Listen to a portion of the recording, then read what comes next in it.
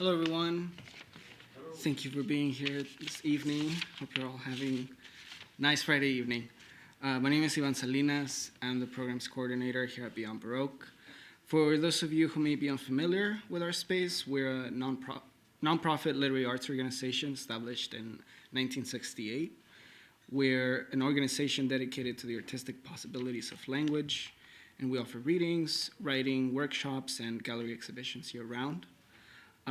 I'd like to acknowledge our presence on the ancestral and unceded territory of the Gabrielino Tongva peoples. We acknowledge the wrong done to indigenous peoples through settler colonialism and genocidal practices. And as an arts organization, we're committed to uplifting indigenous communities and their art. In case you're wondering about the video art installations we have in the space playing in the theater, the bookstore, and on the front porch, they all form a part of the installation, So to Speak, by American artist Tony Coates. This evening was the official preview of So to Speak, which is part of Free's projects as Against the Edge, curated by J.S. Renasian and held in collaboration with Free's LA. Against the Edge comprises multiple shows across venues on the west side, places like the Villa Aurora in Pacific Palisades, the Thomas Mann House, and a few other spots in Santa Monica.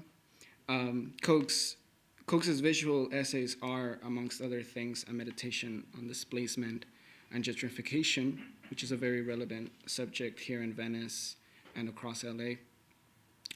So if you'd like to check out the exhibition on another day, it'll be on display for the next week until February 20th, and you can find more details on our website, where you'll also find our calendar of events. And what we have coming up this month is actually very exciting. We're having 2 generative poetry workshops coming up, one with Douglas Manuel, focused on eco-poetics, which will be happening tomorrow, alongside a reading with Linda Ravenswood, who's hosting a sort of book launch, and Poet Laureate of LA is in the house, who will be part of that reading, Len Thompson. Yeah. So she'll be reading along, Linda Ravenswood and Matt Cedillo, also with Brian Sonia Wallace, a few others. And next week we'll have a poetry workshop with author Julia Guess. And that same evening we'll host a book launch for her new collection called This New Body. And she'll be reading with Morgan Parker, Diana Coy Wynn, Elizabeth Metzger, and James Fujinami. And we'll also be having an evening of poetry and jazz on February 24th with spoken word poets based in LA, A.K. Tony, Reese Langston, and Tori Gesualdo. So we wouldn't be here without the support of the community, and we'd love to keep promoting the work of authors, both from LA, from all over the country. So really encourage you to support our featured poets tonight by purchasing their books. We have copies of all their books in our bookstore. You can grab a copy right after the reading, and I'm sure all our poets will be more than happy to sign a copy.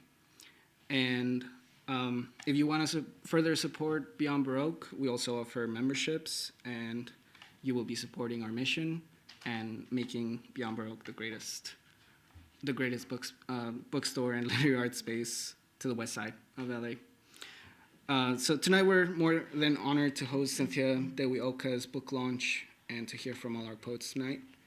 Before we hear their poetry, I'll just briefly read their bios so you know a little bit more about them, and we'll jump right into some poetry. Vanessa unfortunately couldn't join us tonight, Vanessa Angélica Villareal.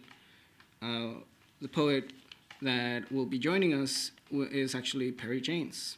Perry is a Pushcart Prize-winning poet, fiction, writer, and filmmaker from Metro Detroit, Michigan. His poetry has recently appeared in Electric Literature, Poetry, Beloit Poetry Journal, The Misery Review, and others. He holds a BA from the University of Michigan, where he was a 5-time recipient of the Hopwood Award, and an MFA in poetry from the Warren Wilson College. He lives in LA, where he works as a screenwriter. Kien Lam is the author of Extinction Theory, winner of the 2021 National Poetry Series. He received his MFA from Indiana University and is the Kundiman SoCal co-chair. Poems have appeared in Poetry, The New Republic, The Nation, and elsewhere.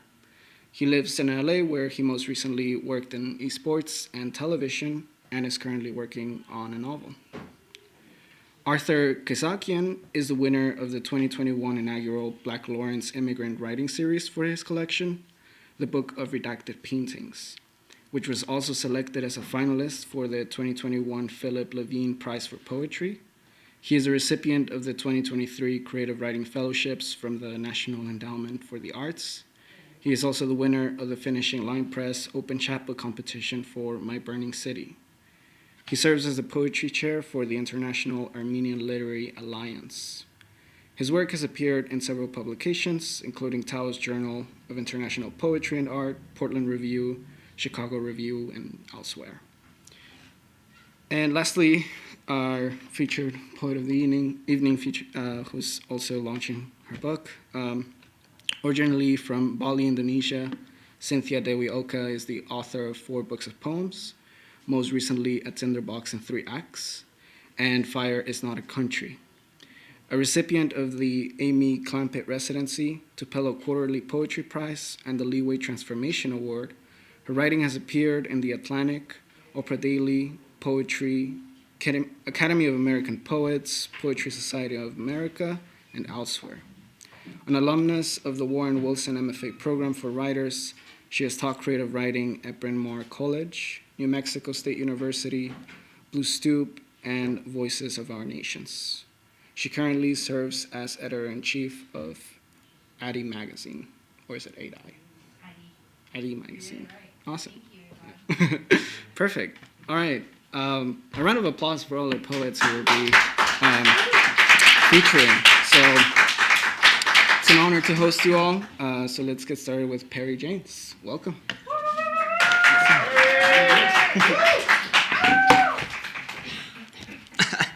Love reading with friends. All right.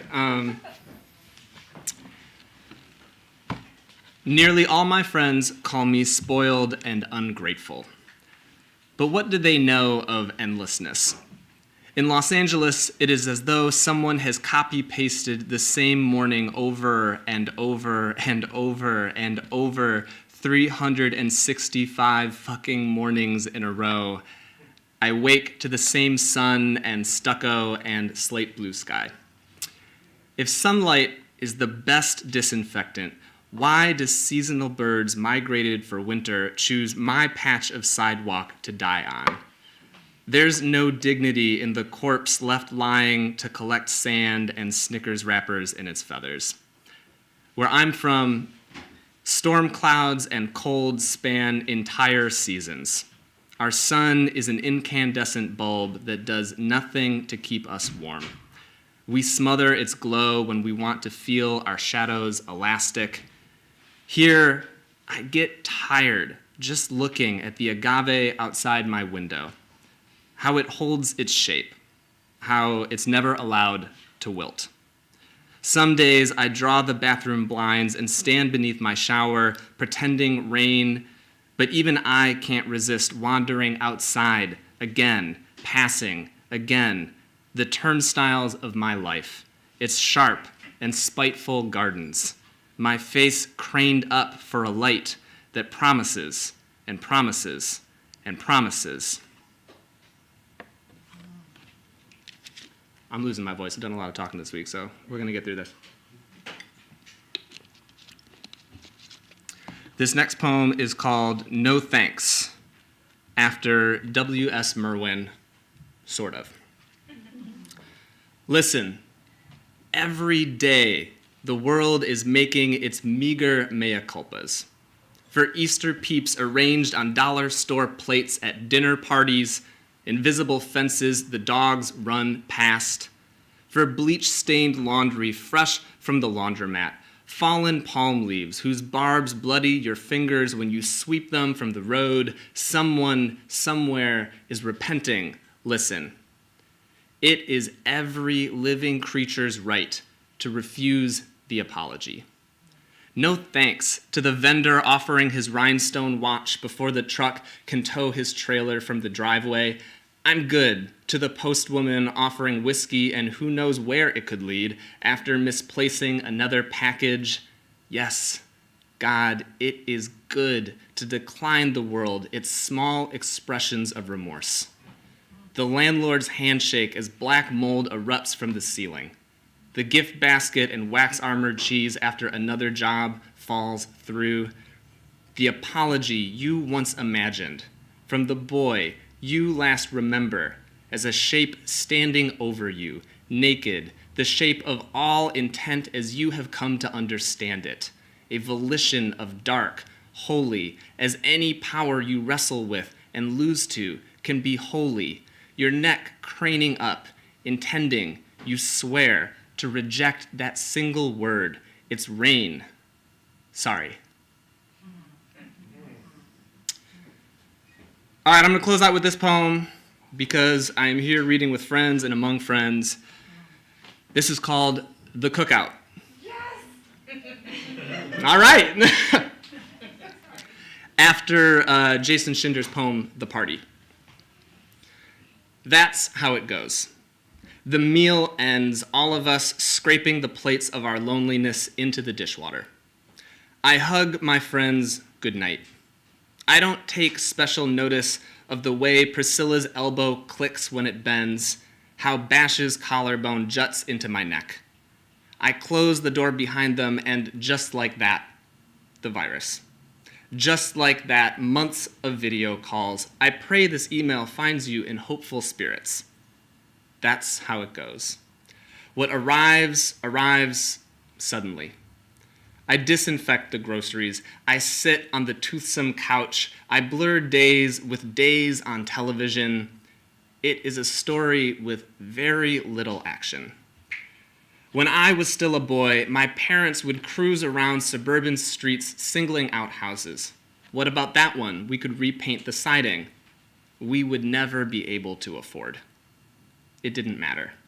I stretched my little legs across the car seat like a couch, made a TV of my Game Boy. I bay-windowed the moonroof. I pitied the others, those kids with backyard swimming pools and au pairs who didn't know this augury, this homing the night our own. Today, I cul-de-sac the sugar packets strewn on my dining table. I stretch the Afghan above the bed, its threadbare blue skying with lamplight. Friends, I imagine the cookout we'll have here. I roof my hands. I picket my teeth. I lawn and lawn the tongue for any who need to rest. Come through. Bring the beer, Mike. Will, help yourself to the barbecue. Tom, Jake, you're in charge of margaritas. Quit asking. Kevin, of course you can bring the dog. Come in, Sam. Come in, Fatih. Hugh, goddamn, let me try on those glasses. Andres, put the little ones on the carpet. Dries is here with Cynthia, there by the hearth. Marianne nursing her mug of cocoa, having found unlikely companions in Chris and Gina. Listen to them yammering about the news. Tina, darling.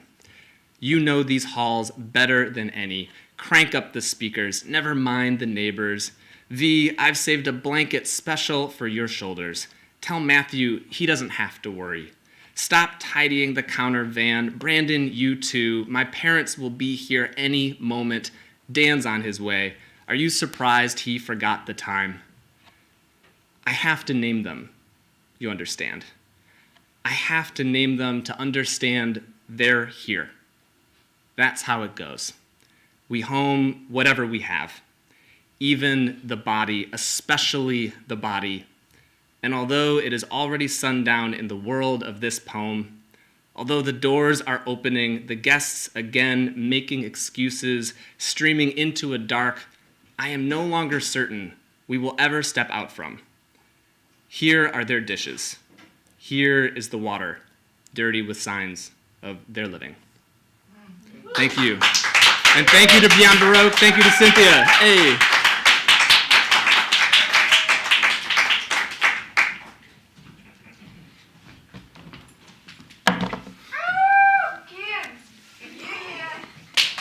Thank you for having me. Thank you, Cynthia. Thank you, Jan Baroque.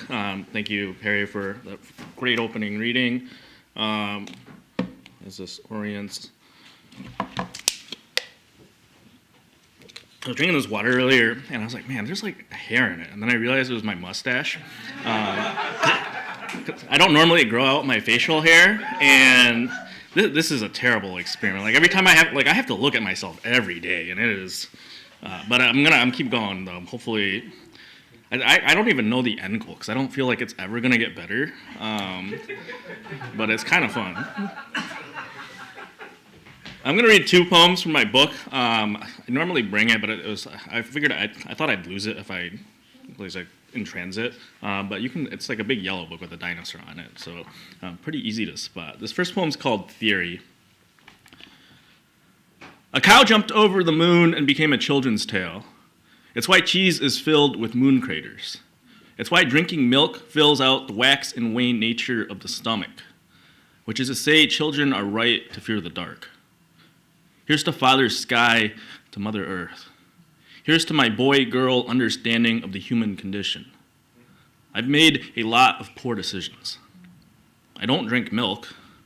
My bones collected my father's smoke instead. When I snapped my elbow, the smog seeped out. My mother drove me to the hospital and told me she was right, that I should have drank my milk. This is how a fable begins. You experience something for the first time, like a newborn baby trying to make the right sounds to get someone to understand you need something. You don't imagine yourself crying. But there's the first breath. There's light. You sing a song to the doctors and nurses. You cry, where, until you fall asleep.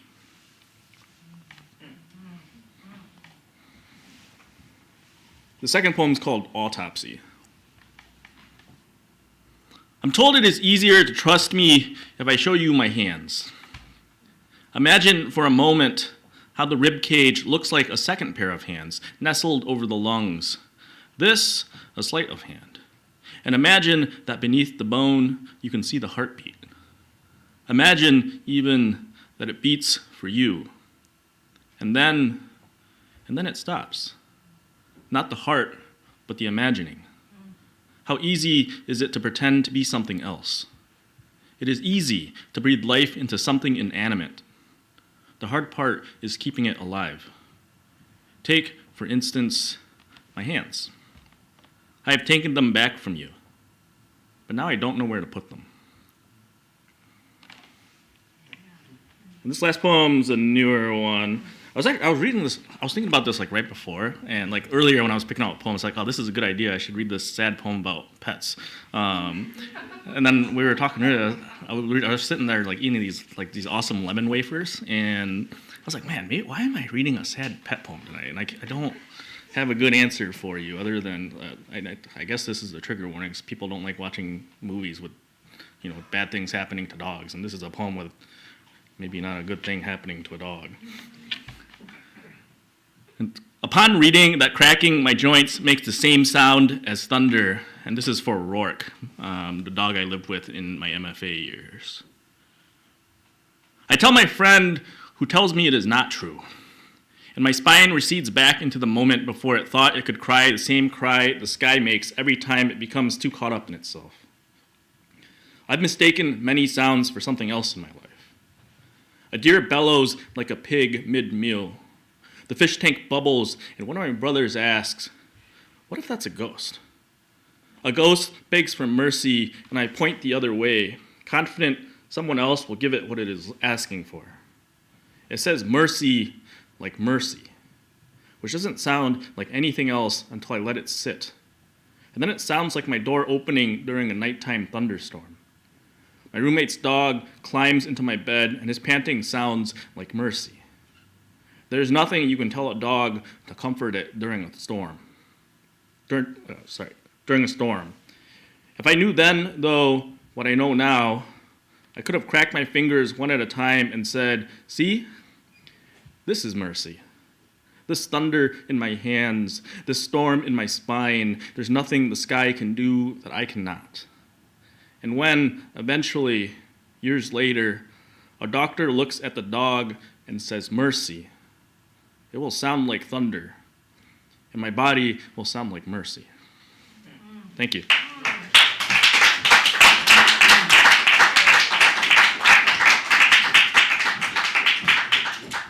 Arthur! Hey everybody. Thank you, Beyond Baroque. Thank you, Cynthia, Kien, and Perry. This is shit, I have stage fright right now. Okay, fuck. I'm just gonna jump into it. Okay, guys. My book's not out yet, but I brought these cute little cards with the book on it with the QR code. There are some at the front, and I have some with me too. This is called Galaxies. In art history, I learned ghosts sneeze when they hover near paintings. The ectoplasm on their skin turns green. People tend to hoard seashells from abandoned beaches after spending an afternoon with me. We sit on the patio next to a building flocked with pigeons and drink tea darkened with bourbon. I'm kidding. I'm sober now. Ravens are fantastic translators of human speech. After a day with me, the dark stone in my guest's pocket will be the one pulled from my shadow. Now, my reflection has a limp. The eye blinks 20 times a minute. My last lover broke up with me. She had blue lips, green teeth. She said, I could taste the filaments of your dream every time we make out.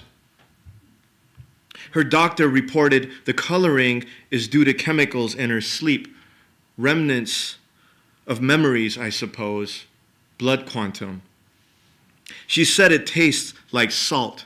The side effects of antidepressants, tactile hallucinations. Last night, I found a slice of hair in my mouth. I don't belong in this place. And the television in my house speaks Farsi. We have an illegal satellite on our roof. Yesterday on Persian Live TV, a man in a dark green uniform stood before a podium and recited a poem. It went like this. I am an empire of sadness. I have not been the man you've wanted me to be. The young Turk inside me wants to drink a cup full of poison. These days, I keep my head down and my veins covered with a long-sleeve shirt. I came to you, wet and hungry, rose water dripping from my soul. Can you hear the desperation in my joy of living? The sound of a duduk carries enough ecstasy to sadden the trees, blowing sand over the graves of my scratched-out ancestors. This is why I will light houses on fire. I am a flower with a register of exile, ready to exonerate my war dance. I wish they could see us now. Clothed in 100 prayers I meant to send you. The FBI considers stolen art more valuable than a forged signature. My ex says, I know loss, but my last lover would tell you that a teaspoon of a neutron star weighs 6 billion tons. She says this without breaking her smile, drawing galaxies on the side of my face. I'm going to read two short poems. This is from my book. These are like a series of paintings that don't exist. Part of it is because I wish I could like just draw or paint, but like I write instead. This is called Guard by the Door, 1979. We shut the blinds because the guard was coming. He had a swanky green jacket on. He could fill a grave with his words, and we wanted to fill his mouth with cemetery soil. When he knelt by my side, his breath smelled of sunflower seeds and salt from the river, the one he goes to wishing the world was beautiful. The guard took a deep drag from his chewed filter. We watched his cherry light up, his jaw bolden, before he pressed the lit end to my skin. And we're going to end on a happy note with kind of, okay, I don't know. Well, happy's questionable. Okay, so Physiology of a Dream, 2007. My My dreams leak from my ears again. A warm, dark dye stained on my pillow. A filmy substance that tingles at my fingertips like small bolts of electricity. Carpet friction. My therapist says trauma can induce liquid from serotonin during REM. We used to fuck standing up in the narrow hallway leading up to my room. We never made it to the bed, and I suspect we hated lying down because it meant surrender to tradition. I remember our bodies collapsed and tangled, and a self living inside me who wanted to die. We lit cigarettes in the half-dark. Our smoke snaked around one another in the air, then vanished. Sometimes I dream of giving you a lighter before we kiss, and in my dream I walk around with a taste of mint on my lips for days, but always I wake up wet from the ears, remembering only half my dream, the other half sunk into my pillow. Thank you so much.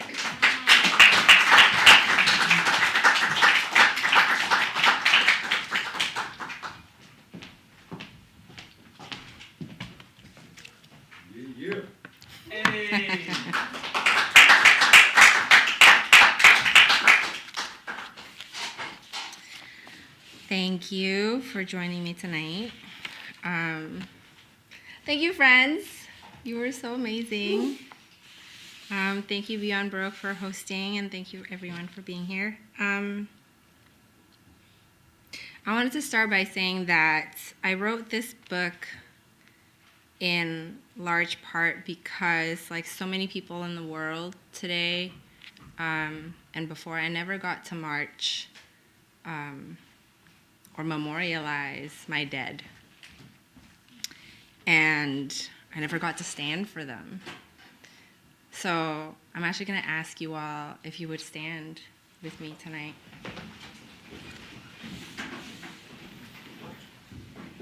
And you can close your eyes if you want, but you don't have to.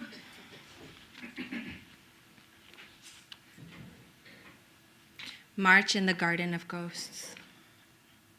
We, crest of a rooster's crow, holy ladder whose tips rake the sun, hereby declare ours this hard, good earth on which we, not gods, lay our feet and stand the spine, not rope, of our spine, claim protection through regimes of hazard and ill-begotten will, by gossip of the vaporized dew, seize green aggression born on a cloud of goats, we, who subsist on the small bones of our mother's hand, which admit her whole life by the way they leap over our mouth, say today is not an exit.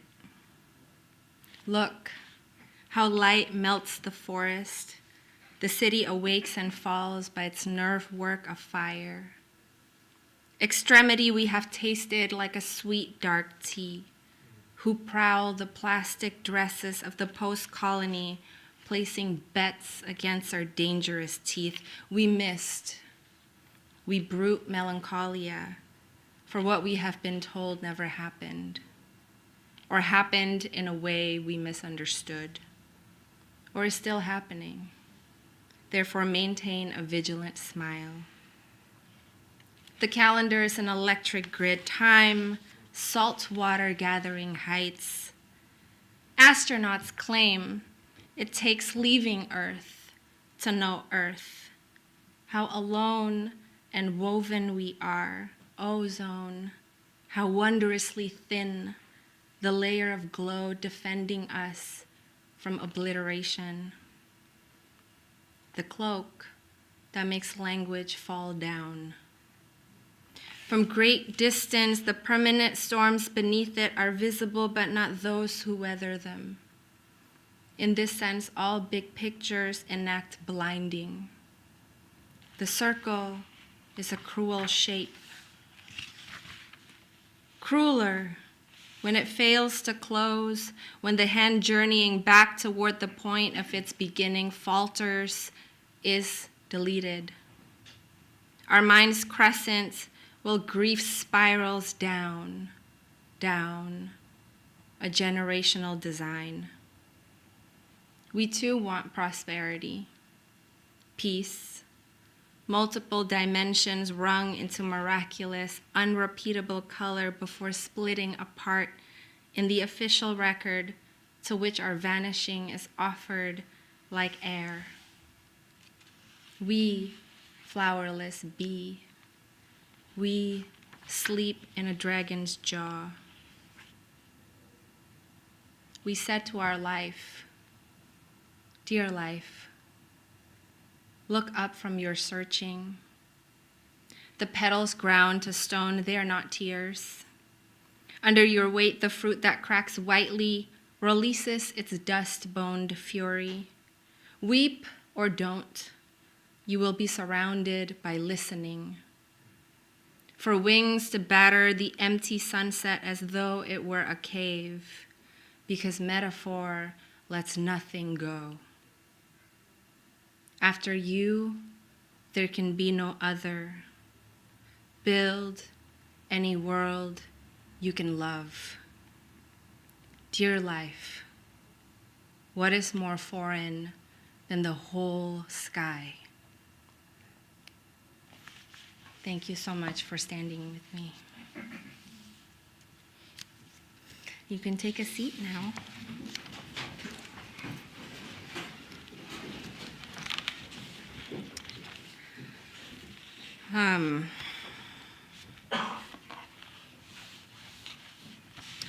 I usually contextualize readings of this book with kind of like an overview of what happened in Indonesia in 1965 to 66, because it was an event that was and kind of continues to be suppressed. So it's been decades. But it was suppressed by successive Indonesian administrations, particularly the New Order regime, which came into power in 67 and remained in power until 1998, and also by complicit Western governments. So I'm gonna not do that tonight. There'll be like information scattered throughout, partly because the book's been out for a little bit, and there's Google. And there's also like a narrative that kind of explains things at the start of the book that I think does the job pretty well. I did want to say that, because I feel like maybe some of you are also asking this about your own histories or about what's happening in the world today. I think the question that this book really came out of for me is reconciliation possible? What would it take? And for my generation specifically, how do we repair the ruptures and the wounds that we didn't make, but we inherited?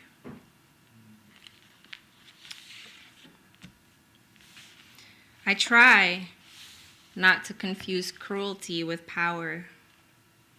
I try not to mistake dogma for solidarity. I try to cook a balanced meal for my family with carbs, bright vegetables, and salmon. I try to exercise. I try to be patient with I try to answer my son's questions to help him climb over the walls. I try to quit smoking. I try to speak different languages. I try to come up with a winning strategy. I try to wrap syntax around my life. I try classical music. I try Beyonce. I try like a cat to land on my feet. I try banging pots and pans. I try rallies. I try saying things like, not my president, but since I couldn't vote as an immigrant, the president really isn't my president, so it's a bit like saying the rain is wet.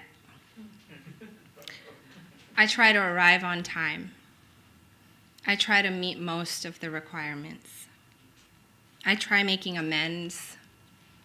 I try poems, then not poems.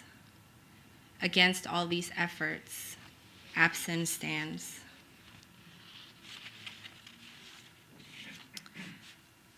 So most of this book is written in persona, so in other characters' voices. They are called ghosts in the book because they haunt me.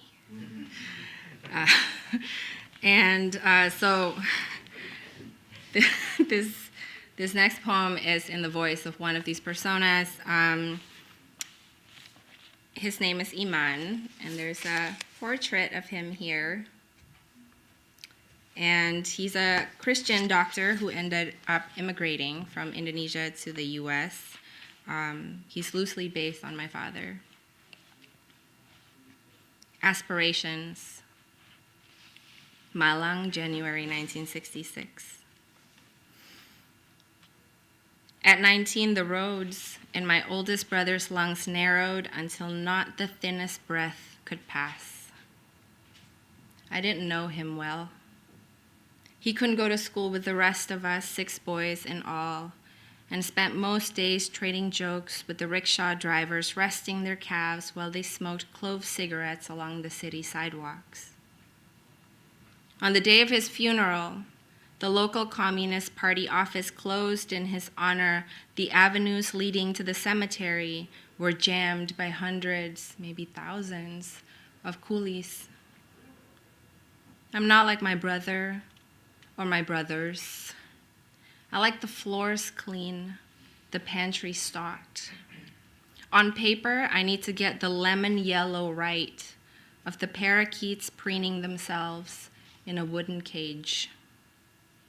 He was beautiful, I agree. I'm sad in all the ways I am supposed to be sad. Every week, my father, the Marlboro factory king, asks, "What will you become?" I don't think about it like that. Just yesterday, David carried home a fawn in his arms. He said he found her by the side of the road and something in her was broken. She now limps around our backyard. I don't know for how long. He's always rescuing things he forgets. A phonograph in the living room has stayed silent for many months while my mother is writing the German textbook she says will pay for all of us to go to university. What I want to tell her is I saw a swan float past a field of wrecked buffalo, and I heard it in its pale voice say, "Come." There are a lot of animals in this world, and I do not like a single one. Another David said, "The hills are where our help comes from." The avenues have emptied, the warehouses are ashes.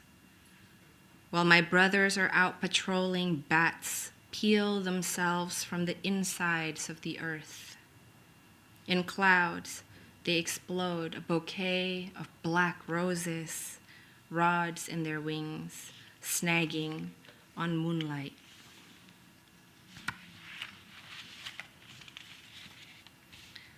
So in 2017, after like a bajillion FOIAs, the US Department of State finally declassified some of the documents and communications related to US involvement in the 1965 anti-communist genocide in Indonesia. And they were published by the National Security Archive based at George Washington University. And I used these archives as primary resource material for the book. So throughout the collection, there are poems in the style of the communications that you find in the archives. So like this is a typical one. Can you see it? Yeah. So there were like a lot of telegrams, a lot of memos. So these poems I wrote using language that I cut and rearranged from those primary resources. So I'll read you one of them, and the only thing you need to know is that the targets of the genocide, so like communists, feminists, artists, writers, Chinese, Indonesians, were often referred to as chickens. Telegram. Outgoing from the embassy in Jakarta, Foreign Service of the United States of America. Little chickens, thoroughly confused. Hills and villages claim no foreknowledge, falsification of confessions by army, popular theater. Evidence, suspect. Complicity, suspect. Refugees, growing. Why? Wide, repeated, repressed. Chinese ordered to reduce by 30%. Despite rapid inflation, right campaign just beginning may lead to showing of American movies in Indonesia. First priority. Assist army, spread story of communist treachery, blood waiting to shed. Note. I remember feeling sorry for my father who had completely misjudged the where. It was the second or third month of English when he packed for my lunch rice with fried slices of Spam, an American therefore prized meat back home. I was being bullied every day at school, not by white kids, but by Chinese kids, eager to flex their newly minted Canadian belonging. That's not a place, they said when I told them where I was from. You don't speak Chinese, so you're not Chinese, they said when I told them what I was. You look like a hobo, they said, pulling at the adult-sized clothing my parents bought from garage sales and sewed up to fit my 10-year-old frame. My father tried to help me gain their respect with his culinary choices, but it had the opposite effect. I wouldn't feed my dog that, they said. Not all marked with communism were killed. Thousands more were imprisoned. On Buru Island, inmates built the barracks, latrines, bridges, and roads required for their own detainment, which for many lasted well over a decade, some indefinitely. Tore alive with their fingers lizards, rats, anything that crawled to supplement the soil's poor yield. If they survived, Indonesians marked ex-political prisoner on their identification cards, as well as their relatives and children were legislated out of various forms of education and employment in the decades that followed, like those marked foreigner. My mother, born in Yogyakarta to a Chinese father, was a foreigner. During the anti-communist purge, her Chinese language school was shut down permanently, while Res Publica University, founded by Chinese Indonesians who were organizing for citizenship, was burned down. In place of the latter, the Indonesian government established Trisakti University, which my father later attended. What was everything to us there meant nothing to them here. Though the reason we were not of, in, for a place was because our lives meant nothing to anyone, anywhere. Later, my father would look at me and see them here more than us, nowhere, with a glint of hatred, while I would see him everywhere. I ate alone in the bathroom stall. I roamed the back edges of the field with spitballs in my hair. Salju, I said, meaning snow.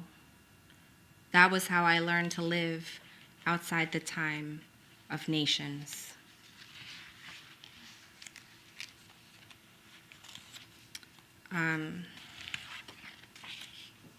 I've never read this next poem out loud. I'm gonna try it tonight.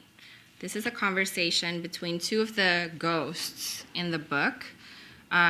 One is Noni, who's kind of like my alter ego. She's like me. And the other one is Dewi. I mean, that's my middle name, but it's also like one of the most common names in Indonesia. And she's a member of Gerakan Wanita Indonesia, which means the Indonesian women's movement, which in the 1960s was one of the largest feminist movements in the world. And they were exterminated. So I'm going to speak as both of them. I believe in you. You can follow me. The only thing that you need to know is there's a reference here to Lubang Buaya, which means crocodile's pit. And that is the site where 6 Indonesian generals and 1 lieutenant were murdered by military officers who were acting independently, but who were known to be loyal to the Communist Party. So they acted without the knowledge of the mass membership, and this was really the event that set off the genocide. So we start here. The first speaker is Nani. You were just a teenage girl when the movement recruited you to save the father of the nation. The house armed you and gave you basic military. Crows were covered with eyes. The feathers rustled inside them while flames, training to serve as reserve troops, hung like jackets in the trees. And the men played soccer. Being at Lubang Buaya that night cost you your mind. Who doesn't want to fly to carry a republic in their arms like a teething baby? You were slandered, accused of mutilating the generals before they were shot. What do you know of scratching? I was a sphincter. I gave birth to an onion. The ocean revved in the mud. The headlights made a disco ball. The Air Force was loyal to the communists. Who were you loyal to? Dewi Sri was born of a snake. A girl so pure and shining, the gods killed her to save her from defilement. Then from her head in the dirt rose coconut, from her belly button, balconies of rice. Are you saying you were meant for sacrifice? What do you know of shoelessness? I don't pity you at all. Chained to leaving in every future, I am the part that stays in the ground. Even if it means losing everything. Everything is loose outside the new order. I have no bone to pick with a hole. I have been digging for a long time to find you, to understand why I can't remember not being afraid. It's not even something I feel anymore. It's how I stack the dishes and kiss and don't check my voicemail. At night, I picture hands under the bed reaching for my ankles. You won't even find the feathers. They broke down long ago from all the sunlight. I think I became an organizer because I couldn't forget the humiliations I had to deliver. It is difficult for a noun to blow away, from English to Indonesian, and the silences, when the wind throws her centuries on it, I had to return to English with a smile, to put my parents in their place, a hovering made of paper. Ideology is a cold place. At night, I have to let the hurt chickens inside. They crowd into me, squawking bigger than the gunfire. Then I fall asleep like a live coal. I saw a pit I did not mean to enter, a language for a country that wasn't even there.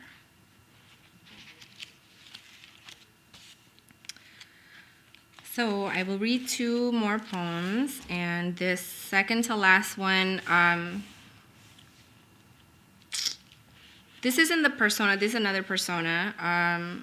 So this is Satria, who in the book is a nationalist. He was a nationalist political prisoner who was very pro-American involvement in helping get rid of the communists in Indonesia. And so like in the aftermath of the genocide, he's kind of become a kind of ambassador or like a liaison between the Indonesian government and the American government. And the only thing you need to know here is there's a reference to Suharto. Who here has heard of Suharto?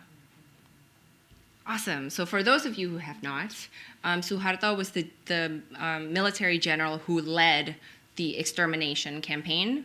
And he then became the second president of Indonesia and our dictator for like 32 years.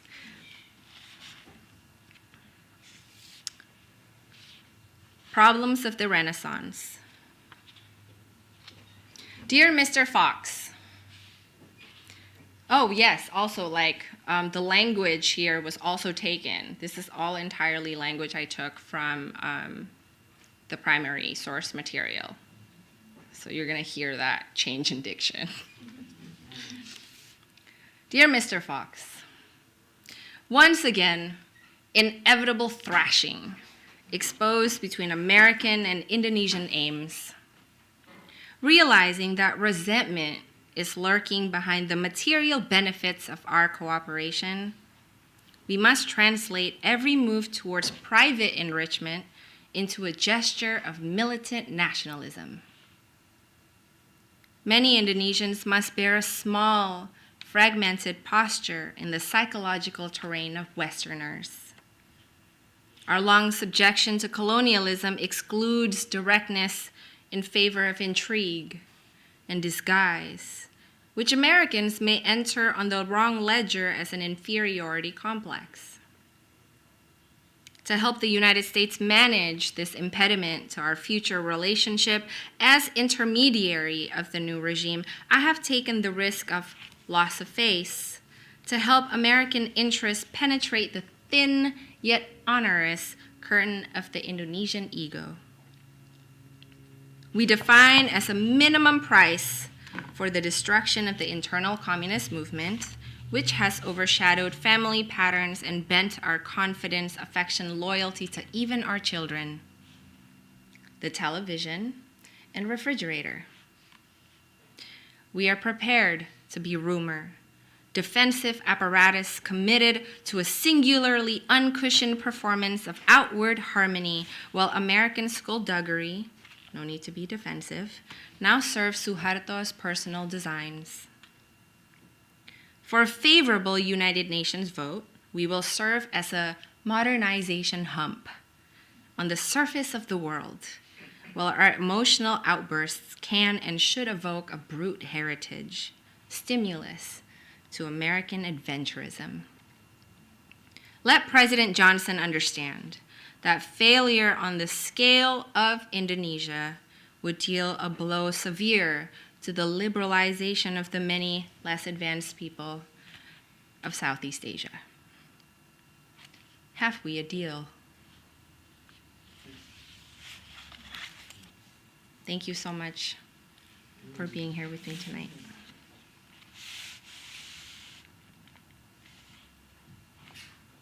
Apologia. On earth, I have mistaken a rock for a voice for a listening, with my shovel by the sea, with the long shadows of fishermen hauling living diamonds out of the water, the air itself green. A man beat me while a woman watched, crossing her wrists. Then I learned to think in your language. Went door knocking, wasting good cloth on banners that kept nobody warm. I made shells out of unstable electricity, flew a long way to catalog the wedding dresses jets leave in the sky. In a theater without hands, I would have liked to fall asleep being held, but held vigil instead for the kites that tugged free of their children. Under the night sand, I gave names to unsinging bones, found in my body as though I were made of a historical material. I tried to contain them. Like a capitalist, donning felt hats on the decapitated and American gum to stick to a wall, the letters announcing democracy, like a cool band. My parents were essentially reasonable people keeping themselves curtained, then a piece of paper posed as a door.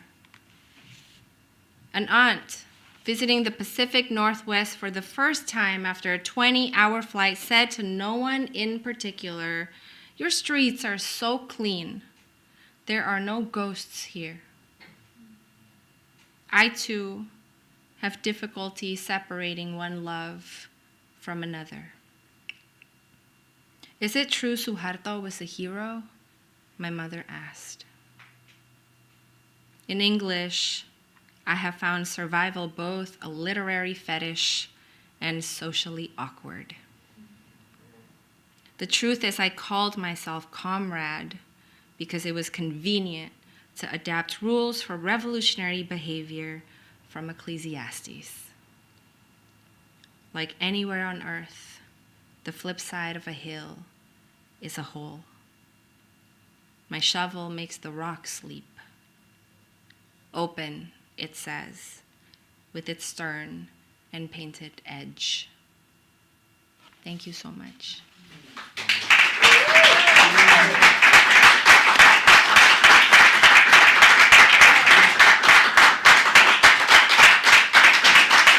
And I think that's a wrap.